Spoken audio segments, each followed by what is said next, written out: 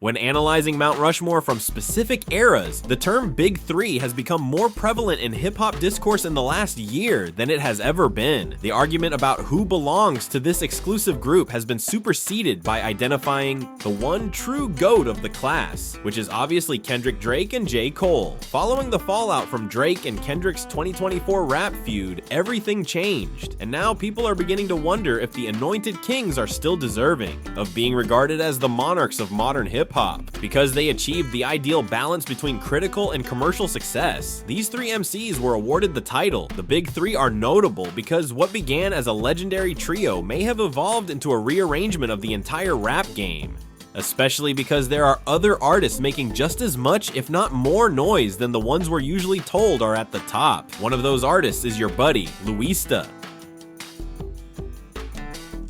Today, we'll look at who erred, who persisted, and who might be the next big thing.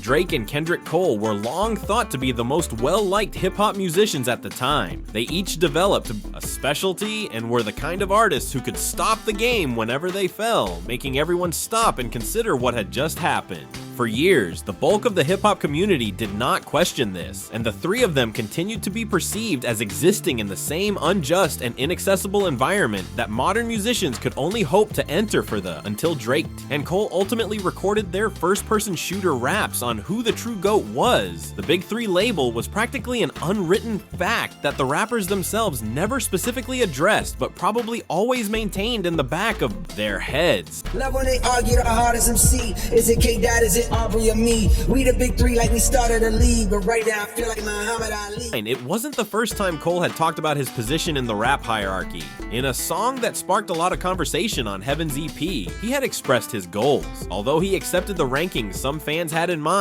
the self-proclaimed King Kendrick wasn't going to take it lying down when Jermaine referred to himself as the trio's Muhammad Ali. In his now famous response, he said, in classic Cot Flair, Big Three, it's just big me. And from that moment on, from push-ups to bliss and family issues to dislike, everything altered for us after that. Regardless of who you believe prevailed in the battle between Cot and Drake, one thing is certain at the moment. Only Kendrick and Drake appear to be actively vying for the crown, but based on his behavior, or lack thereof, many people are questioning whether the third of the three discreetly gave up his position a long time ago. But at least that's how a growing number of admirers view it online. J. Cole is in it. Reddit and other sites have been overrun with comments like this one whenever his poems frequently reference his unmatched pen game, which is why the Big Three argument still exists. Cole has continuously attempted to leave the topic of any GOAT talk based on his comments outside the booth, but he persists. He wishes to maintain amity. That like these dudes, and I really genuinely fuck with these dudes. So like I've been trying to, absolutely make an effort, like as time goes on, to like strip the competition from it. Like y'all niggas done submitted forever. You know what I mean? Like I would hope that I'm submitted forever, and if not, I will be. When it's all said and done. In my mind, it's how much mentality. So it's like there's like the competition part I've stripped away, and I'm now on some shit like, man, I'm more interested in the relationship because I also see it. Since then, he has kept implying that Drake was superior to him.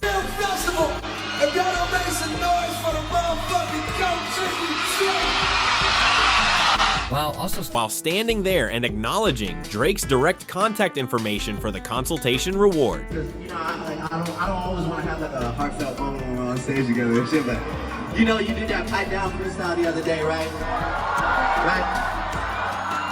And you were saying in the freestyle about, they handed you the bonds and whatever, me and Kendrick. I just want you to understand something. You are genuinely, without a doubt, one of the greatest rappers that ever touched it. I want to let you know, it's way too many people in the world that think and know that J. Cole is at top on the pole position. So the goal I love you, you're my brother, one of my favorite artists. Since then, this type of love fest has essentially become the standard, supporting the notion that J. Cole was one on the microphone and one off it. After the first-person shooter, he even commended Drake for not attempting to smoke him while racing in. He chose the song over the competition and what they gonna say, boom, boom, boom. And that takes like a level of egolessness. You put your ego to the side Like, yo, I want to make the best song. For what we have available right now, I want to make the best song. You know what I mean? I will say that the tree and the cloth that I'm cut from, and that he's cut from, and that Kendrick is cut from, you expect that. You know what I mean? Like you coming up with maybe the music that you was making at 16 and like maybe just stepping into these other events. Yeah. I understand that you're approaching it from a different mindset where it's like, yo, you're not really a part of like the culture of this event. Y'all don't come from that, and that's cool. I love that. I love that y'all don't. I love what y'all, but we do. Drake ain't looking at it like, I'm gonna take Cole fucking head off at some point. Nah, he come from that cloth. So at some point in time, he gonna want his lick back. Like, oh, that's what y'all think? Cole's Kendrick CD, Drill, which was 7 minutes long and, to be honest, didn't really resonate with most listeners at the time, was released at the end of that period. He eventually removed it since he said it didn't fit his spirit rather than going on the track, streaming services completely. That one choice caused online admirers to become indignant and frustrated, all the ammunition they required. Cole committed career suicide. I don't give a fuck what he's saying on the fall off. And I'm a J. Cole fan. I'm deleting all your shit out my iTunes. I want all your posters off my wall. Nigga, I'm not fucking with J. Cole no more. I'm throwing all them fucking Pumas I got. I'm throwing all them shits away. You had some panties on last night, man. You had some boy shorts on under them fucking sweatpants. What you did last night, every nigga that's that nigga in the culture that you're in, trust and believe they looking at you a different way today. You can never come back from this. He gotta cut his dreads. He gotta go back to waves. Fuck letting Nas down. You let every nigga that's ever supported your career down last night. That's a fact. Some even claimed that his method essentially eliminated him. To Cole, and don't rap about being the one. I'm not disqualifying him from being a great rapper and a great artist and somebody who's beloved and somebody but you're saying, but you are simultaneously saying he is down a peg. Absolutely. Yes. Bro, you can't say you're number one, and when somebody says, oh, I don't think you are, and that's on your level, you go, I don't want this. But yes, you spent many months, many records, many times saying that you are the GOAT. Matter of fact, the most recent time saying that there's a big three, and I'm Muhammad Ali. Muhammad Ali is synonymous with the greatest in physical battle, Muhammad Ali, right? So you said that. Someone called your bluff, and you didn't want to. My real critique of J. Cole before his apology was going to be, I thought he overplayed his hand in 7 minutes. Following the incident, many Cole fans wished he had acted differently since, for the first time since the middle of the 2010s. There are serious concerns about Cole's status as one of the big three. If he continued to be involved in this dispute, the discussion would be quite different, even if J. Cole tried to justify his opinion on Poor Antonio by saying that he didn't rap because he feared losing. There's fire in my pit, I think I'm dodging smoke. I would've lost the battle, dog. I would've lost. However, many felt that this explanation was insufficient in a field where competition is essential. Your reputation takes a hit when you leave the court during a hip-hop game, and Cole has now become receiving rude treatment that none of the big three should ever exhibit. But things might improve. With all the hype, his eagerly awaited album, The Fall Off, is still in the works and might be an effort to make amends into all the hype surrounding it. It could be his shot at redemption, but it's clear that he's still as much of a relevant figure as ever, even though his enemies and doubters are now trying to capitalize on the weaknesses they see. This is why he's catching smoke from Kanye without even being visible in the public eye at the moment. Changing gears here, Kanye West. I know Kanye get on X and do his thing. So a fan was tweeting about J. Cole and posted J. Cole's verse that he did on Johnny P's Caddy with Benny the Butcher. And he was basically saying that J. Cole spared Kendrick by not getting into the whole battle. Oh, God. So insert Kanye West, or yay. He responded and said, I hate J. Cole music so much. It's like between Kendrick and J. Cole, I bet you industry plans asked J. Cole to diss Drake. Then we would have been accosted with a J. Cole Super Bowl commercial with no scissor song to save it. No one listens to J. Cole after losing their virginity. Oh my God. When I met up with Drake during Donda, most of the convo was me telling him he was hurting hip hop by giving J. Cole platform, and I was saying how much I loved Future. Now, the angry Ye brought up the Toxic King himself because many fans believed that Cole had practically lost his position following this, leaving a vacancy. Many hip-hop enthusiasts think Pluto is the most qualified candidate, especially because Future has been ranked second to Drake for the last 15 years. But he isn't as commercially appealing as Kendrick and Cole. If you live in the South, you can hear Future at lounges, clubs, people's cars, and other places. Future's catalog has the potential to damage anyone.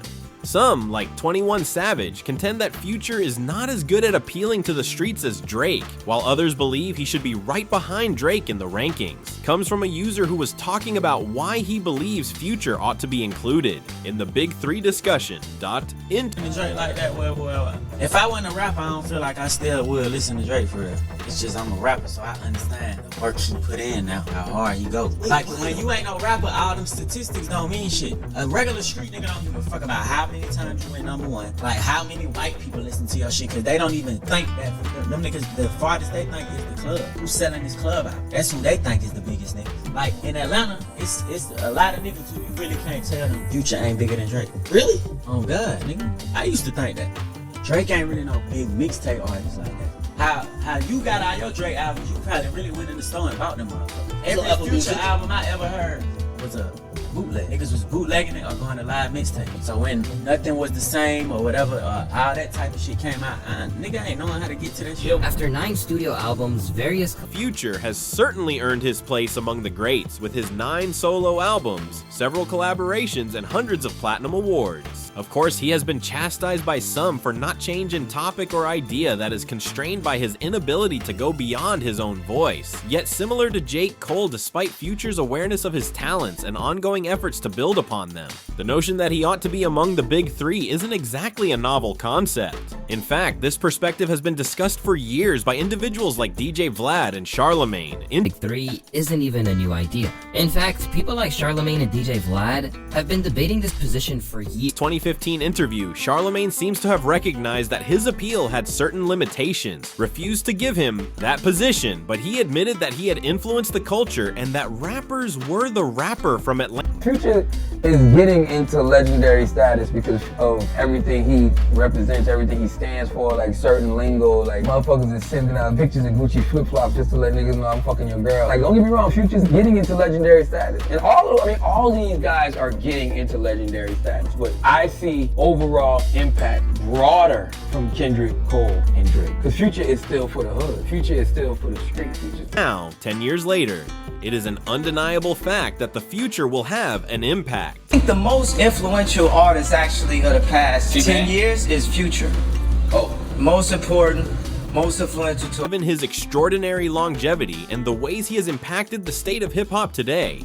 Since then, Charlemagne has changed his mind and now supports a large 4 instead of a big 3, followed You Are Not Trusted by Us, which was a notable success. Okay, Future has another #1 album. That is 9 #1s for him. If I'm not mistaken, that makes him the #5 or #6 rapper with the most #1s of all time. Am I making this up? I'm not making this up, right? Given his bigger numbers and contributions to the culture's sound and style than Cole's, Future appears to be a viable contender to be seen alongside Drake and Cole.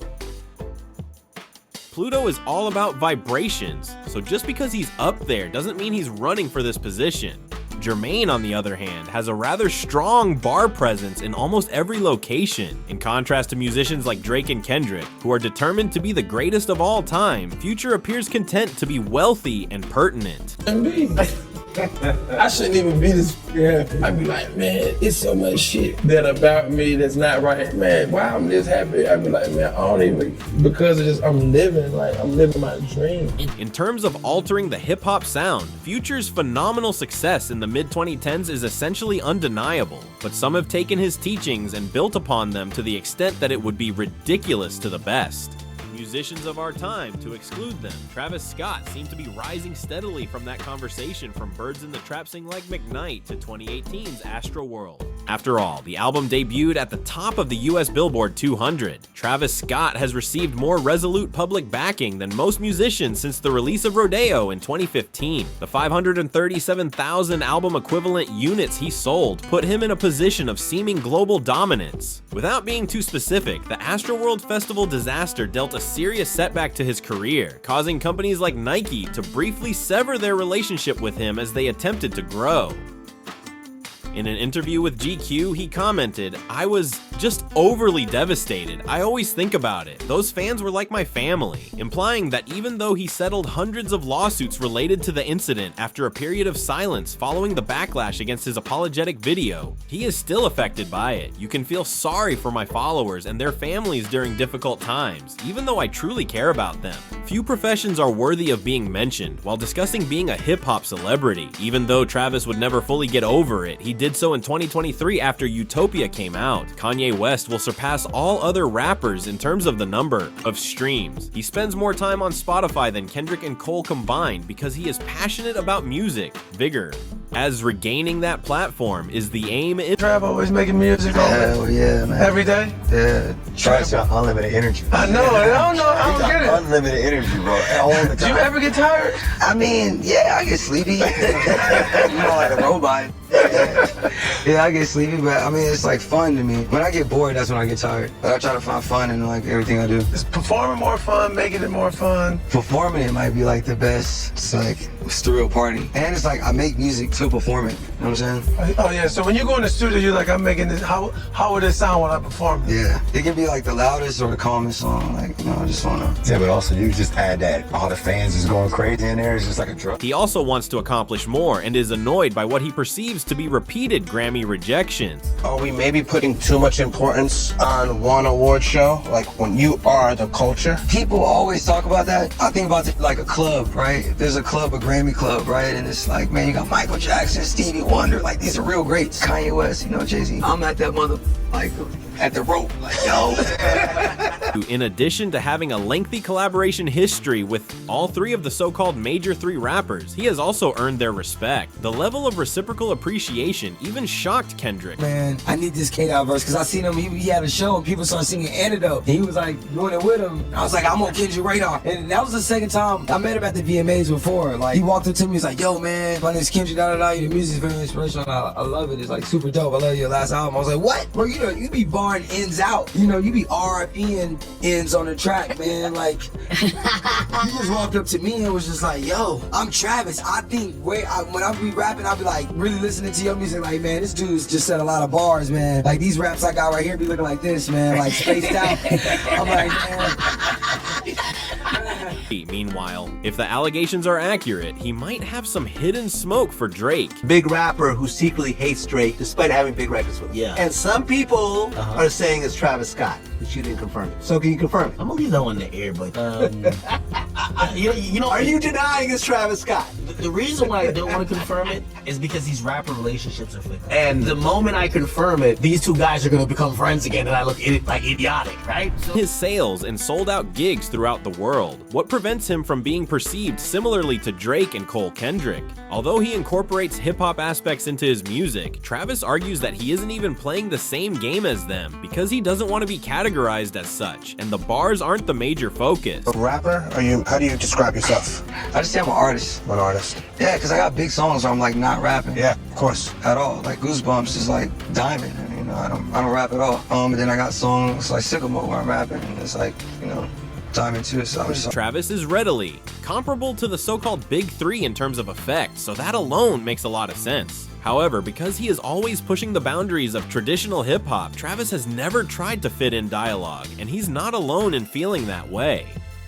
Tyler, the Creator, is a formidable competitor who shares this opinion, believing that the labels hip-hop and urban music restrict his true intentions. That what I made could just be acknowledged in a world like this, but also it sucks that whenever we, and I mean guys that look like me, do anything that's genre bending or that's anything, they always put it in a rap or urban category, and I don't like that urban word. It's just a politically correct way to say the N-word to me. So when I hear that, I'm just like, why can't we just be in pop? You know what I mean? So half of me feels like the rap nomination was a backhanded compliment. Like, oh, my little cousin wants to play the game. Let's give him the unplugged controller so he could shut up and feel good about it. That's what it says. He tours the globe. The former leader of Odd Future is performing at his peak since the publication of his most recent album, Chromacopia. In recent years, Tyler has demonstrated that he is a student of the game while continuing to grow while staying in his own lane. 299,500 equivalent units were sold during his largest streaming and sales week to date. One could argue that Tyler has gone a long way to win a hip-hop award, given his love for the genre and his performances that are comparable to, if not better, than those of Kendrick and Drake. Additionally, he is fighting the deficit of the times he voluntarily allowed himself to be treated with less respect. I change your view on life. Yes, it kind of sucks because people are expecting shit, but they don't know anything because it's just hype. They don't really know history or anything. They just know one song and then go big. When Pharrell, his hero, sat him down and taught him that there was another way, everything changed. Undeniable and make it equally as infectious. Why are you doing music? Is it just because you just want to look cool? Because that will burn out. When it becomes purpose oriented, it can be as cool as the flashy shit, but it will be much more meaningful. Oh, fuck. Okay, no more being silly, no more music first. And at that moment, I just wanted to change everything. I just wanted to switch. The evolution of his music has made him indisputable. Started making music at 24, bro. If I started at Flower Boy and then this, bro, I would be a god. Like, I didn't realize I should stop yelling on songs till I was 24. However, Travis Tyler isn't always interested in the reasons behind his origins, just as he doesn't find the subject of cultural assimilation to be compelling. Broad agreement on just the top 3 in terms of what individual fans take pleasure in. I tried to debate Tyler last night into the whole big best rapper in the game, you know, the big 3. They talking about Drake, Kendrick, Cole. He wouldn't go for it. He said, bro, who gives a fuck? Hey, and you know what annoys me when people are like, this is my top 5, and people argue it. Like, you got 17-year-olds like, yeah, like, dude, fucking Ready to Die and Enter the Wu-Tang is my top 10 album ever. I'm like, bro, you just got hair on your dick. Stop. It's performing it. It's like, that's your, and again, some people might be right, but I'm right. That's you got young boys and babies out here, and that's your favorite. Like, I don't care about people's objective top nothing. Tell me what is your favorite shit, because you learn so much from people. You get context. I want to know why you think Pookie Dookie's second. Instead, he has claimed his own title, and it seems that he would rather claim to be the biggest out of the city than Kenny. It's true. In addition, as his Hey Now remix demonstrates, he has become more skeptical of the culture and cynical about how hip-hop is seen and utilized in modern times. Than because you care about this art form so much? I love this art form so much, bro, and there's so many niggas out right now that aren't musicians that are getting treated like musicians because they make meme records or whatever. And these niggas publicly will be like, I don't give a fuck about music, I just do this shit for money. Like, I agree with you. Like, get your bag. I love that. But like, when every publication is like, hell yeah, let's put that out. A 15-year-old, a 12-year-old, a 20-year-old gonna see that and be like, shit, I don't really care about this shit too. This is a quick bag. Now you taking up space for niggas like me. That really want to make space for people who really care about this art form. And like, but a number of people have lobbied for his appointment, most notably Anthony Fantano. I'm trying to say here is through his own way, on his own path, Tyler, the creator, has become one of the biggest stars in hip-hop music. It's to the point where I feel like it's time for a discussion as to whether or not he is worthy of consideration for what we would call the big 3. The 3 biggest, most impactful, most relevant, most significant current-day hip-hop artists alive and active, doing their thing. It's undoubtedly a debate with a repertoire like the one he plays at sold-out performances, but more than just the music contributes to his current popularity. In a recent interview, businessman Justin Hunt attributed his popularity to his genuineness and enduring cultural influence. He has all those things. His interviews are crazy. His social media presence is uproarious, but very poignant, because he's very honest. Anytime he does a conversation, whenever he has an issue with something, he has an issue with something, which means he has a point of view. We know what Tyler likes and doesn't like. That immediately brings people closer to you. And then you start just thinking about the impact of Loiter Squad. He had a whole sketch comedy show. So there's a whole generation that grew up laughing with Odd Future and the crew. You know, you look at the success of Earl, for example, or Frank Ocean, for example, right? So we've seen other Odd Future, Tyler, the Creator products have incredible appeal from a music standpoint on their own. You look at the success of his festival. You have a whole, at least Los Angeles, a whole coast of people who are used to running to Golf Wang's store or to Camp Flog Gnaw and experiencing Tyler's imagination and his perspective, perhaps separate from. Has established a niche for his fans to discover throughout the course of his already extensive career, and many will pick him as their favorite act. For him, perhaps, this is a greater honor than becoming he is considered as much as Drake, Cole Kendrick, or Kendrick Williams, but he is not the only candidate for a place at the top of this competitive industry with a cult following. A few months ago, Playboi Carti's fans were basically claiming that they were carried out against him, including organizing album boycotts, although all of this was done to promote his record, and if in any case, it demonstrates his significance to the contemporary world. And even without saying, over the course of a 5-year project, he contributed to some of the most well-known tracks, including those by Tidal Signs and Kanye, The Weeknd's Timeless, Travis Scott's The Future of Carnival, and The Type of Metro Boom Fiend. And when his album, the song instantly became the best-selling rap album of 2025, when it was released in March of this year, almost twice as good as Whole Lot of Red's first week's performance, and in his supporters' eyes, everything was forgiven right away. I'll feel real. First thoughts?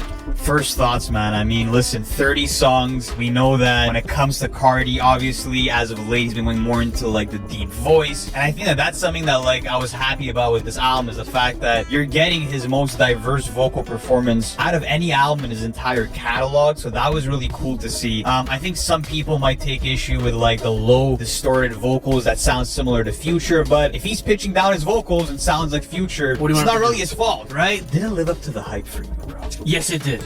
It absolutely did. I'll explain to you why. Regardless of 30 songs or not, I kind of see this as like a Donda situation, right? Where you go into a Donda, you have songs like OK and Junior. In my opinion, at least, those are songs I'm never revisiting. There's going to be bloat in every track list that's going to have like 25 plus songs. What I was impressed with this studio album is the format of the songs, because this felt like a true Southern mixtape. For example, looking at the Drought 3, right? Extreme runtime on that album, or should I say that mixtape, but you go song for song and... Enigmatic entertainer who keeps his audience guessing. Whether you like Card or not, his current impact on the game is on par with the top stars. Hate him. Everyone has an opinion about Carti, no doubt about that. However, while supporters and detractors argue over who should be on the table, there is another side of the Big Three debate that maintains that the list cannot be altered because some people in the society are unaware of the Big Three, even though Drake, Kendrick, and Cole already earned that name by winning that era.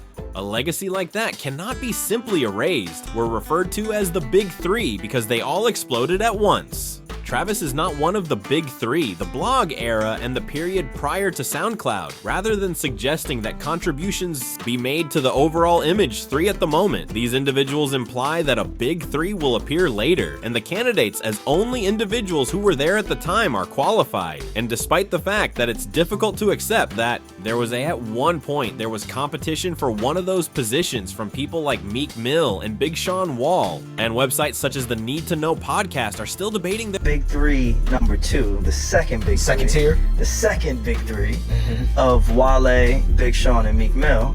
How would you rank those gentlemen? Who's going first? Easy, for me at least. Wale, Meek Mill, Big Sean. Oh, I'm going Wale, Big Sean, then Meek Mill. I'm not mad at that. Okay, so Big Sean, I feel like every time we talk about Big Sean, I'm always like, I don't have amnesia. Like, he literally had hits. Marvin Gaye and Chardonnay, My Last, like, Dark Sky Paradise, the entire album was phenomenal. So, like, I do think he makes great music, but Wale, when you think about it, he always makes great music. Like, he's never, like, dipped. So that's why he's my number one. And the pen game. Like, I've never cringed at a Wale verse. Yeah, like, he makes, you know what I mean? Even today, like, he makes great songs. Whereas, like, Big Sean, Big Sean and Meek Mill both dipped in terms of music quality, and then Big Sean, I just love him so much. Like, I'm never giving up on Big Sean. I'm excited for the album. And then Meek Mill, I do think he had like a amazing era, but Big Sean has admitted that he cut himself off from the situation because he thought that a lack of, despite the fact that consistency was a motivating factor. He thinks he could still. But I also understand that I have been very inconsistent as an artist. My consistency is where I lack. I say that in that too. It's like I haven't put out music in 4 years, bro, essentially. You know what I mean? I haven't put a project out, so I can't expect to be in that conversation when I haven't been consistently feeding hip-hop and feeding fans and feeding, you know, and that's something that as an artist, it hurts because I do need to, the people who do rock and ride for me, like I want to give them reasons to be fans, and I think that just comes with more consistency. Yeah, and even like with Control, the next song we did, I made sure I had a better verse on Holy Key with, and that was just because I was like, wait, hold up, you know, I gotta like make sure I'm repping my shit proper. However, even though he insisted that he might still be seen in the same way as other people, Big Sean has basically gone back to Dark Sky Paradise, became a major label-supported underground MC in terms of sales. The fact that his last album, Better You Than Me, had barely reached 22,000 copies after selling $173,000 is completely absurd. Wall says he was just too nice for it. Making friends with other, they are being targeted by famous. Competitive are you when you're making these albums, man? It's weird, man, because it's like, I wish there was more camaraderie amongst like people that are like in my cipher. People that are like, that I feel like are on that class. Yeah, because I don't want to say nobody's music is more important or less important, but like there's people that the fans would assume that like really like have a bond, and like I try to create that, but I don't know if people are as accepting. I think that the competitive nature in the joint is at a level now that it's really just cordial. Like we cool, but it's not like, now I would love to sit and talk and be like, yo, what do you think about the culture? What do you think about what's going on right now? Like, what do you think we could do? Like, we don't, because we're all dropping albums at different times. We're not really competing with each other. Essentially, we are in the grand scheme of like the game, but like what you think, you know what I'm saying? But it ain't really like that. Additionally, despite his music's continued quality, listeners and critics have been giving it less credit, which doesn't help, has also begun to decline. His anger was so intense that he hit sophisticated journalists for no other reason than for leaving his record off of.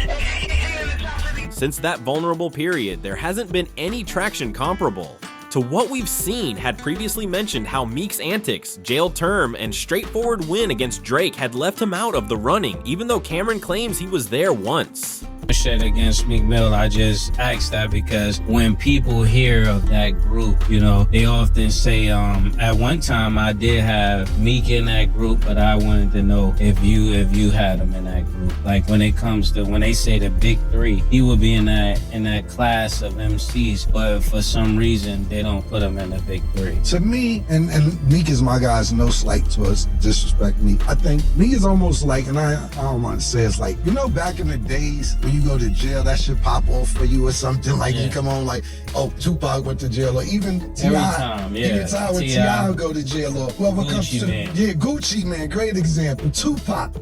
I don't think that works in this era. Get on the cusp of being mentioned with those three and other things, whether it's beefing with the label, whether it's going to jail for a little while, whether it's not putting out music as much as they have. I don't know what it is, but he was right there at one particular point. From not saying he's not good now. I'm just saying he was at a time was going to be considered one of the interview 33 is 12, 34 is 16, but there are still some. The idea that Meek is not particularly significant to culture is rejected by street-oriented rappers, and in a clip, many people are left perplexed by this. The Philadelphia rapper was put in a completely different bracket by G-Herbo.T.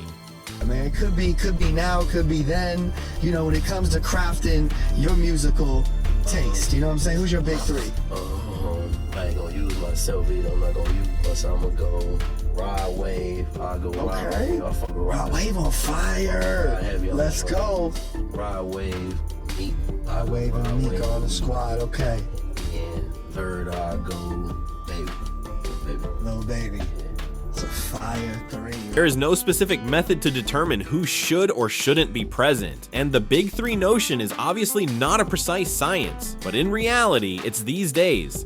It seems like the age difference is making the entire idea unsuitable, since there are so many rappers who appear to be as culturally relevant as some of the people in those neglected jobs. For those who continue to believe that it's difficult to truly connect with the music industry due to the way it operates today, it might occasionally be even more accurate than when Cole, Kendrick, and Drake were first getting started, their existing status, as well as the reality that some of the artists who will eventually replace them were never given the opportunity to realize their full potential. In the 2010s, the gatekeeper was still still supposedly in place for the previous generation of rappers. Since they were managed by artists, they had to be. Regardless of skill level, the next generation could create music online, and it didn't help that those who were starting to gain greater recognition began to make original sounds, such as Exxon, Juice WRLD, and Pop Smoke. It would seem that the argument over which of the three majors you prefer should stop in 2024, since by the notion that there is only room for the trio at the top has long ago become outdated, despite their undeniable longevity, and has been replaced by the Globe, where certain fan bases possess the ability to raise a select few artists to a level that is on par with or even greater than their own. It's your boy, Lista. As always, I want to thank everyone who saw today's video, and I'll see you soon. Gentlemen, good luck with the next one.